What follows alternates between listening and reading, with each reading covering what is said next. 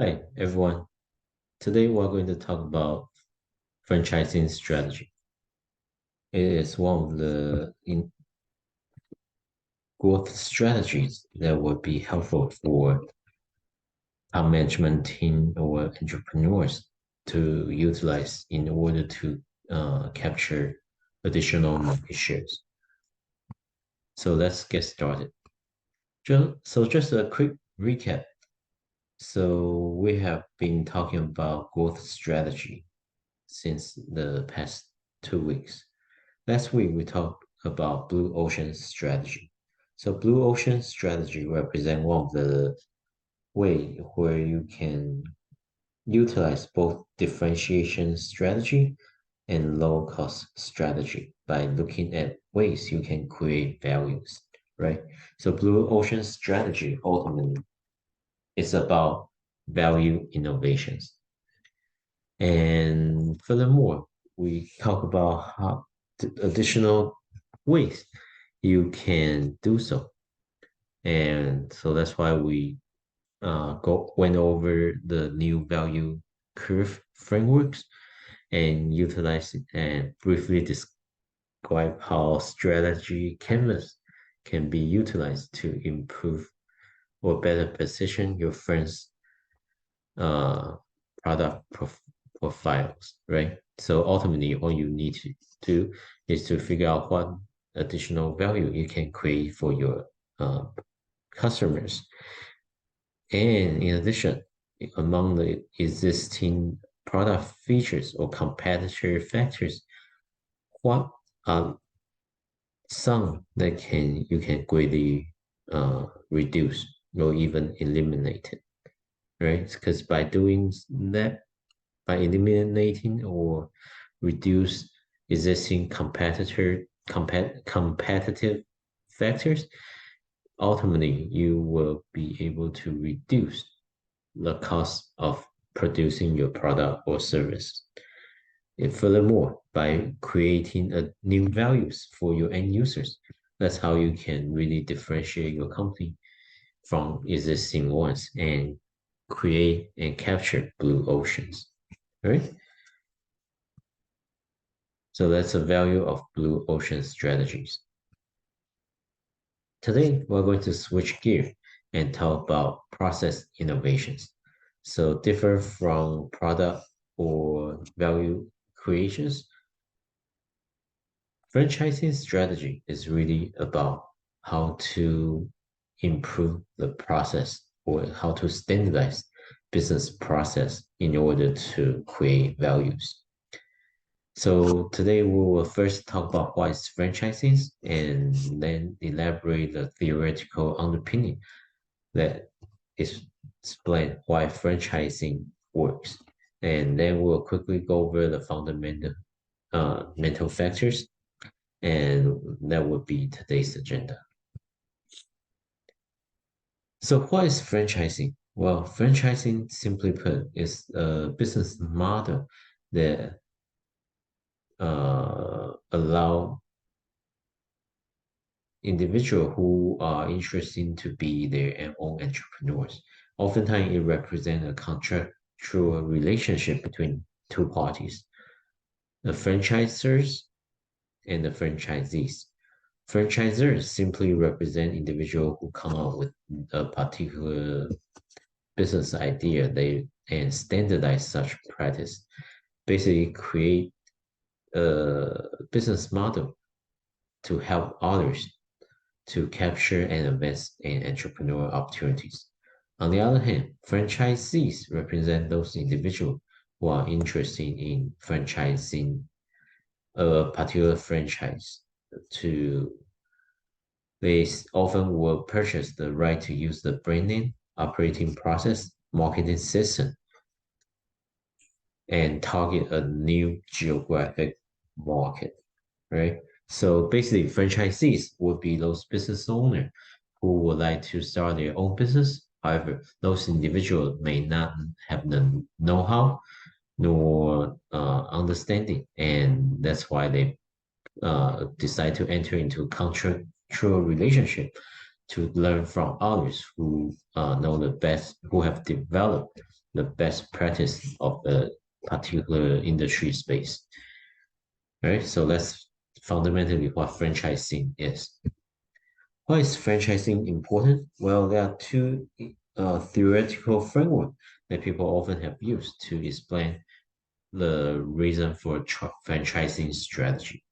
One argue that this franchising strategy arises because, well, the lack of resource or resource scarcity, right? They will argue that in order for company to grow, oftentimes growth can be very expensive. A lot of business owners don't have the capital. So by offer franchisees opportunity to purchase, acquire the products, business process, and marketing strength, um, they by doing so, they will be able to exchange ownership for financial capital to further growth. All right. However, this is considered one of the initial theories to explain why franchising strategy exists. But in reality, is that there's not that much empirical support, right?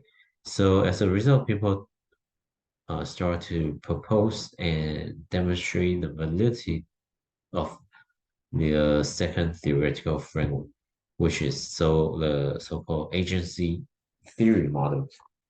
Oftentimes, they will argue that franchising strategy exists to attenuate or even resolve information asymmetry problems, right? So information asymmetry problem often exists between business owners and managers. So this often occurs simply because uh, business owners uh, often may hire managers, whether they are top management teams or middle managers, right? And those management teams often do not have the same incentive uh, uh, that are closely aligned with business owner. So resulting in many opportunity for manager to take advantages of the business owner. So as a result, what people argue that franchising is an effective way to attenuate such information asymmetry issue because franchisees actually allocate ownership to the managers, right?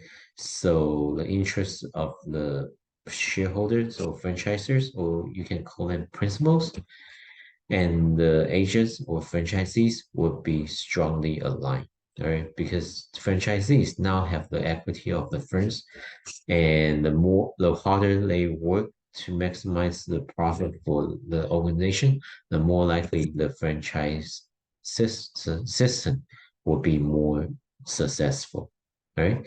So that's why agency theories. That's how agency theory explain why franchising strategy is the effective way to ensure there's a strong alignment with managers and shareholders.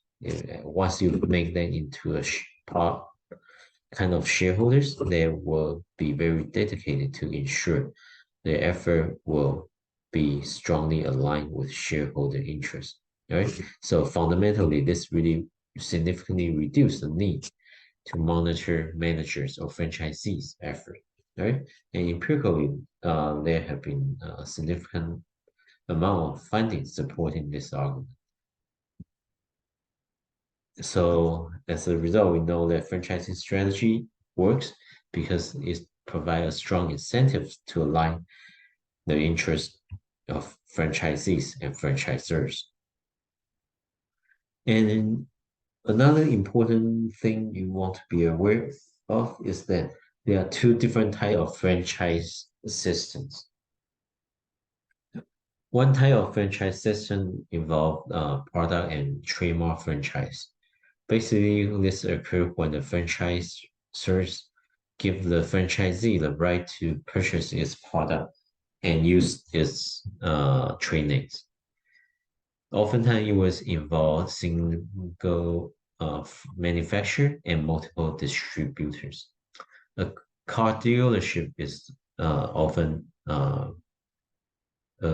very common example of product or trademark franchise.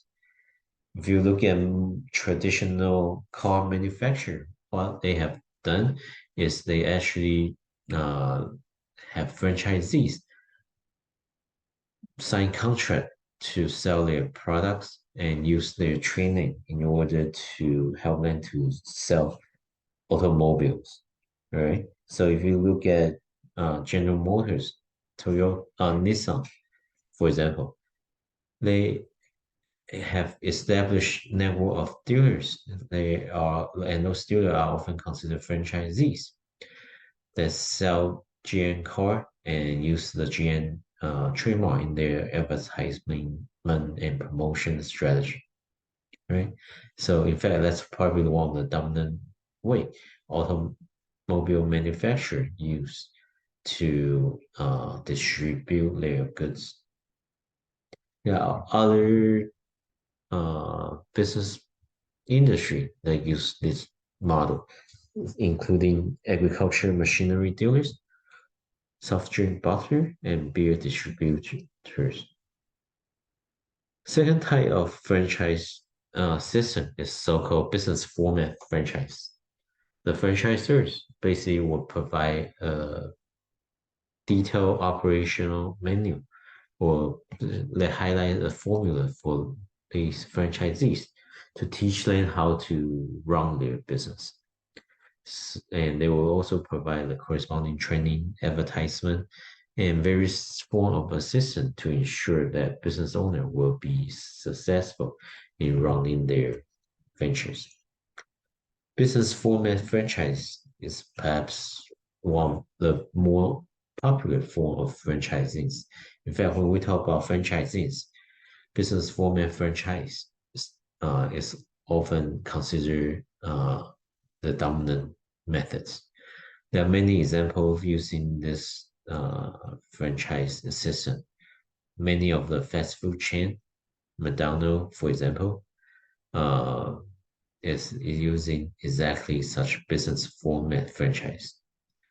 There are other examples include convenience store, motels, and etc. Those are considered a very popular form of franchise systems. And in my books, it captured the latest data of the top 15 largest US international franchise brands. Take a quick look and you will see that most of them, or almost all of them, use the business format franchise. The number one is probably most familiar to everyone, McDonald's. Followed closely is 7-Eleven. And if you look at the amount of system sale, it's fairly comparable.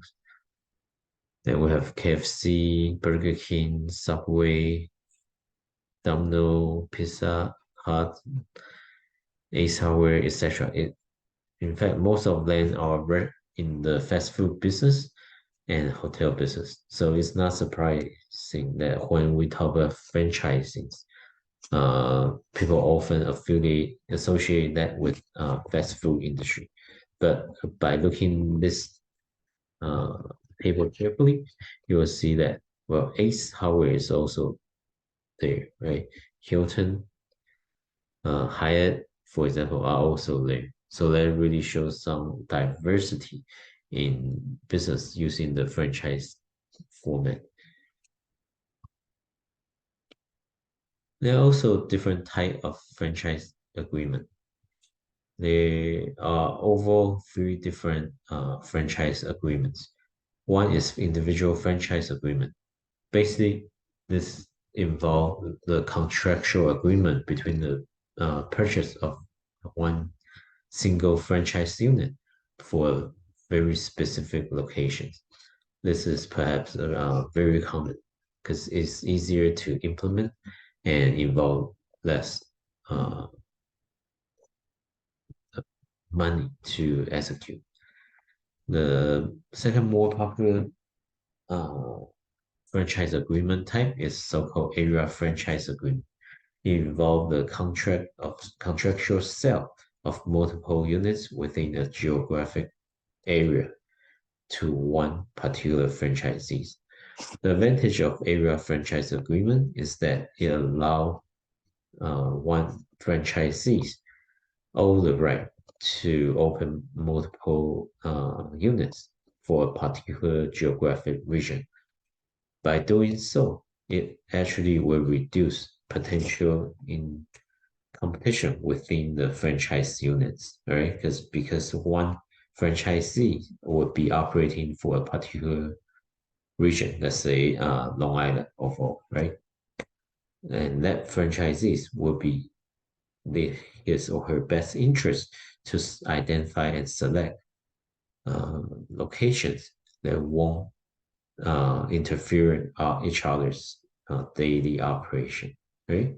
However, in order to pull this off, the franchisees actually need to assemble a significant amount of capital, right? Because instead of buying one unit, you actually will end up uh, buying multiple units. And the more unit you have, the more style cost that would be associated with the operating this franchise unit. A third type of franchise agreement is so-called master franchise agreement, where area franchise plus the right to sell others. So this allows the franchisees more degree of freedom. Uh, they may not need to come up with all the money to operate for uh, those units in the particular regions. In fact, they could have the right to sell a particular unit for a very specific location to other entrepreneurs or potential franchisees who want to enter into market space. So that offers certain flexibilities. However, the such agreement will be more difficult to execute.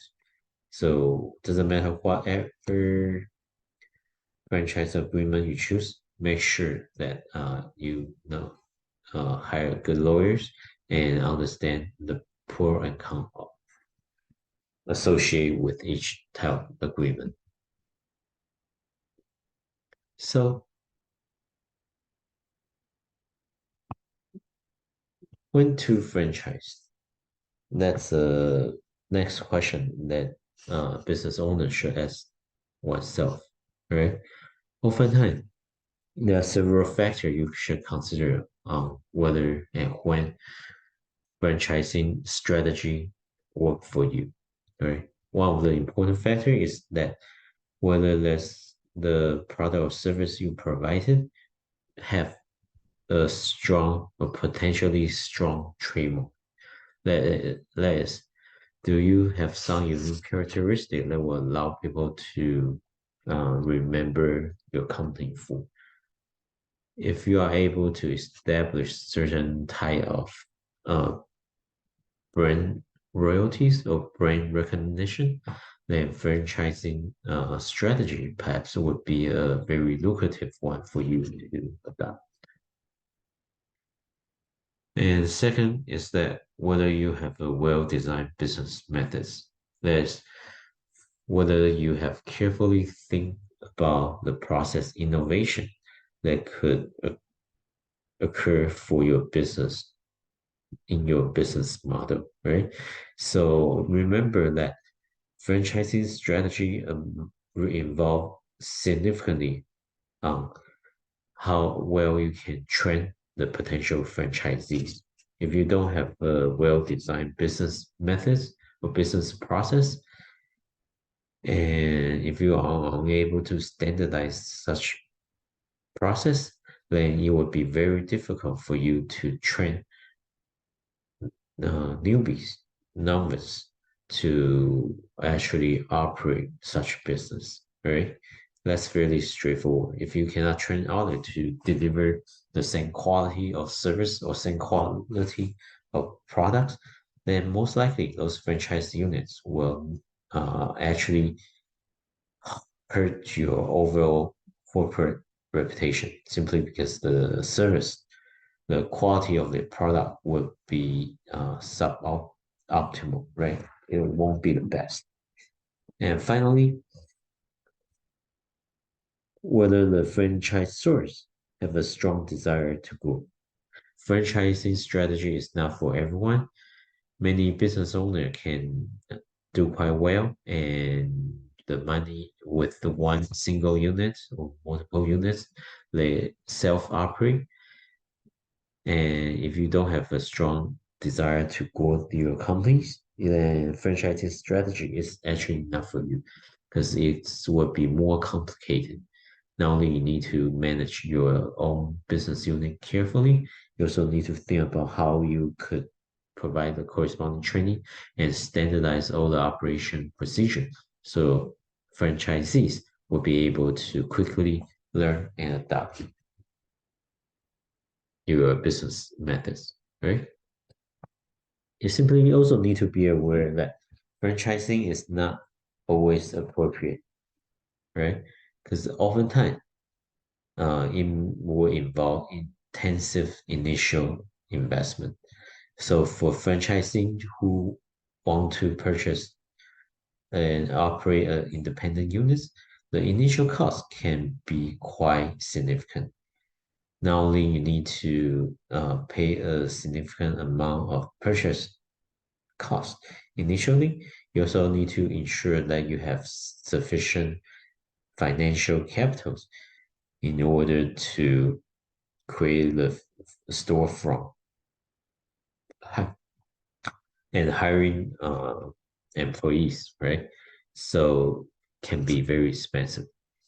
And furthermore, so when creating a new unit can be very too costly, that's probably not a good idea to franchise your business unit.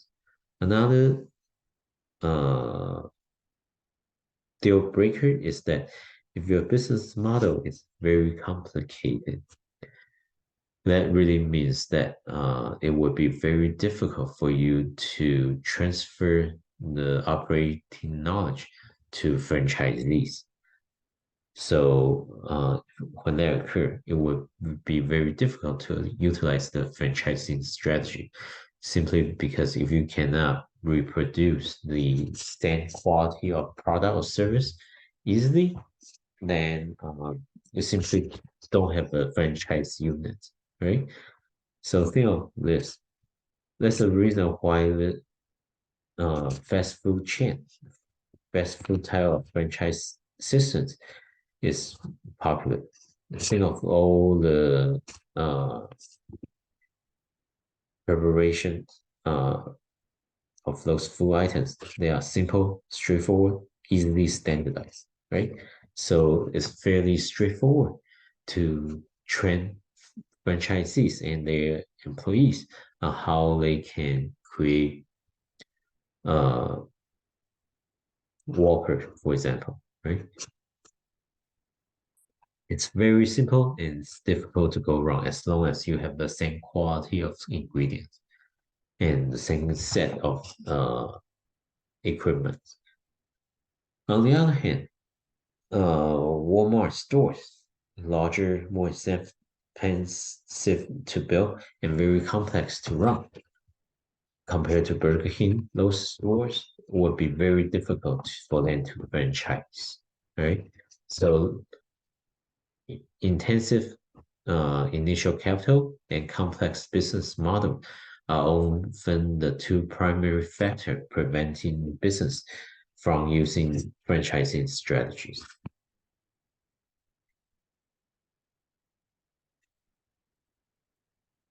And ultimately, you need to be aware that there are both advantage and disadvantage of franchising strategies. The advantage of buying franchise is that Well, you already have a proven product or service that you know that have high quality and can easily attract large number of consumer base, right? Basically, you have proven business model and proven product concept. And furthermore, there's an established trademark and business system. So by purchasing a franchise unit, they allow you to not reinvent the wheel. You don't need to learn from start everything from scratch, right?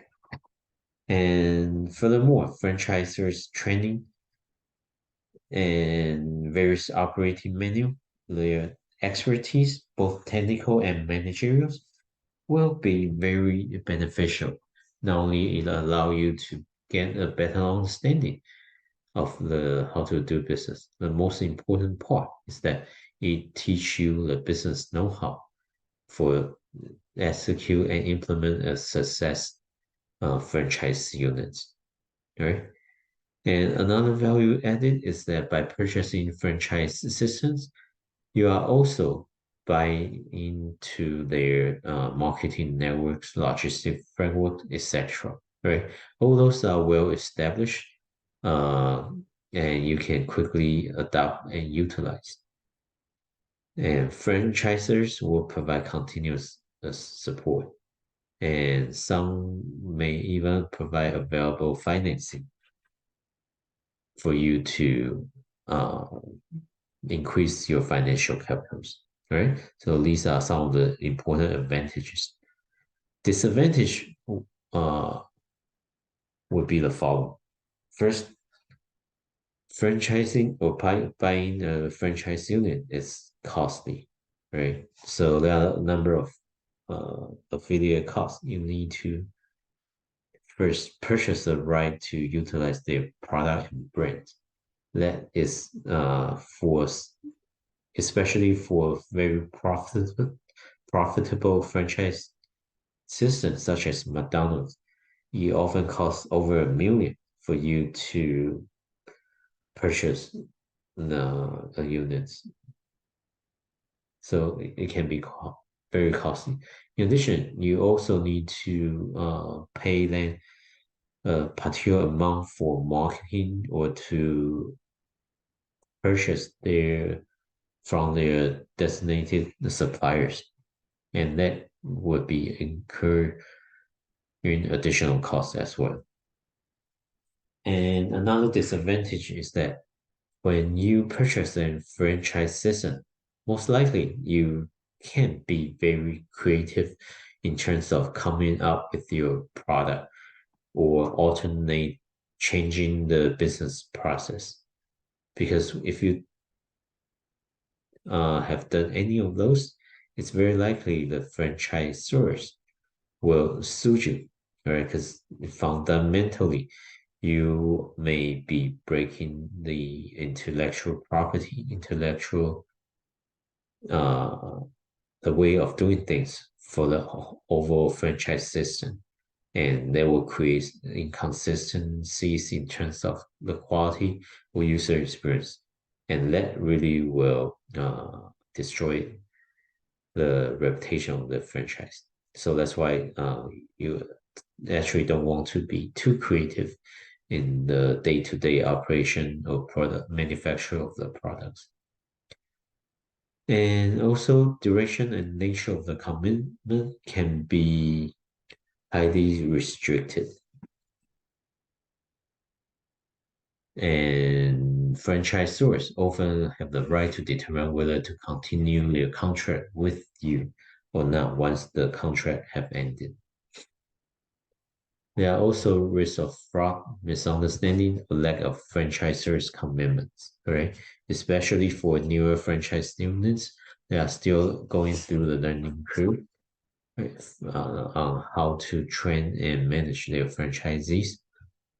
Those type of systems tend to be less mature, and they may not provide the super quality of service. So that's something you will need to be aware of.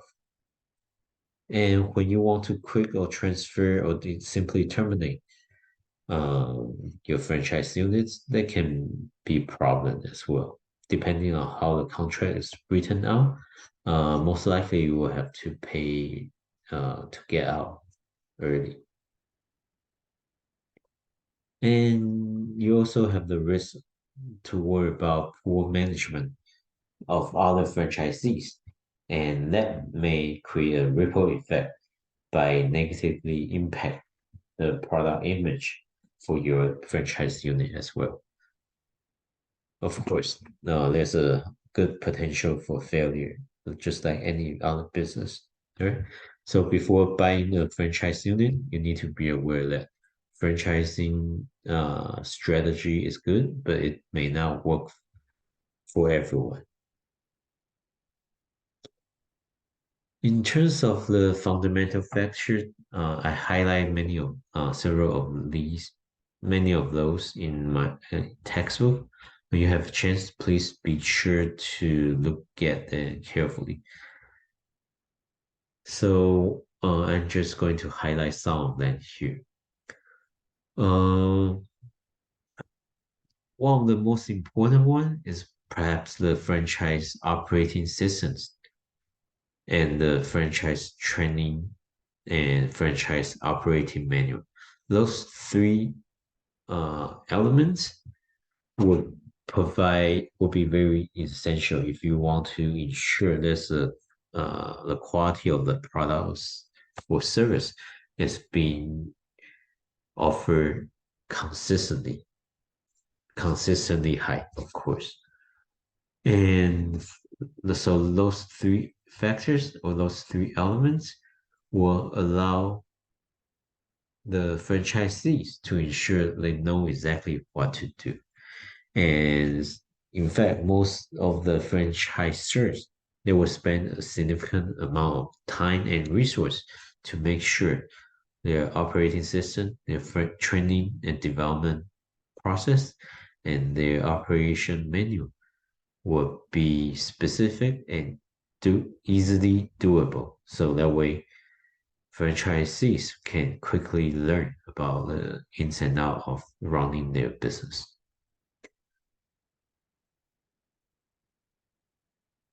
And another thing I would like to highlight is that uh, franchisors support and franchise development are also very important.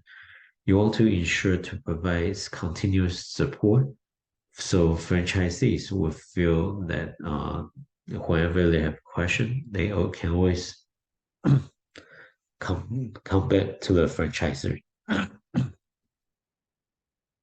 And furthermore, you want to provide an opportunity to ask questions, to interact. Not only you want to have an open door policy, you franchisors should really send out their business consultant or from the franchisors to make sure to check on these franchise units from time to time.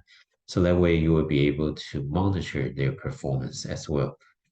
This is very important because you want to ensure the quality of the product or service being offered across different franchise units are consistent. That, that will ensure you will build up a certain level of brand awareness and brand trustworthiness, right? So these are some of the important factors that franchisors should pay attention to. So it doesn't matter what element you are looking at, the important aspect of franchising strategy is really about process innovations.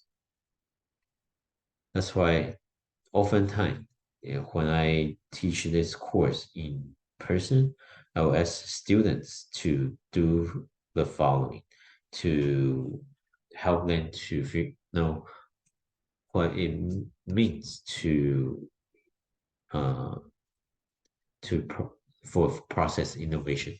I will usually use this post-it note exercise to help them understand how this can be done. The first step is simply identify specific business activities that are strongly aligned with their core strategy, right?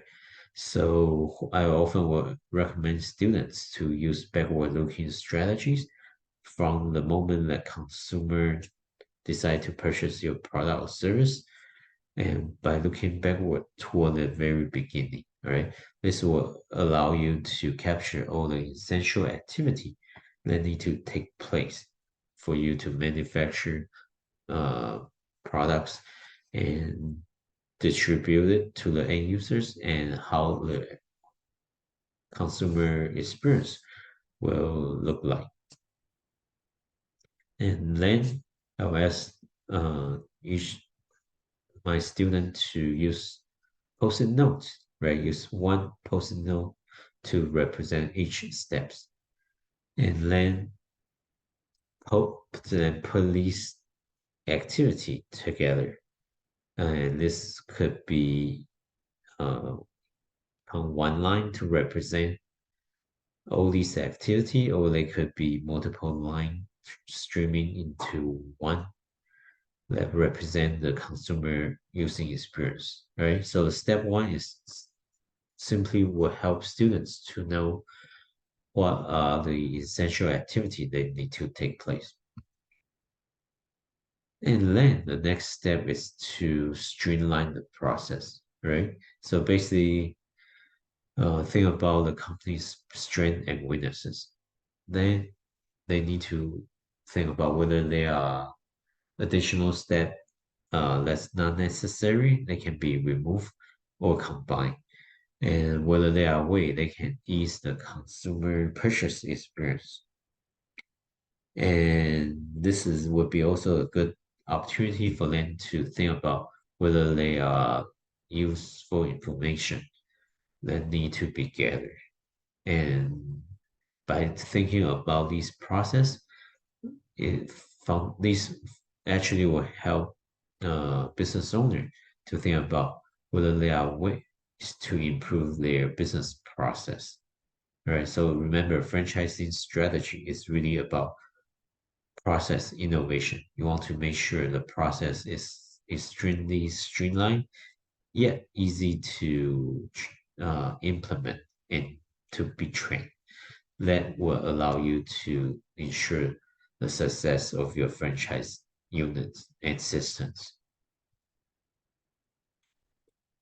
Finally, the last step is I will ask students to present their streamlined post-it notes, then seek constructive feedbacks that will allow them to see whether there are additional items that can be included, or whether there are alternative way such process can be improved, right? So when people think about processing innovations, or when people try this post-it note exercise, actually is a good one for them to visualize how these what are the essential activities, and whether there are other ways to do things, whether they how they can improve the process. And remember, franchising strategy is really about streamline this process, right? And that's it for today. Thanks.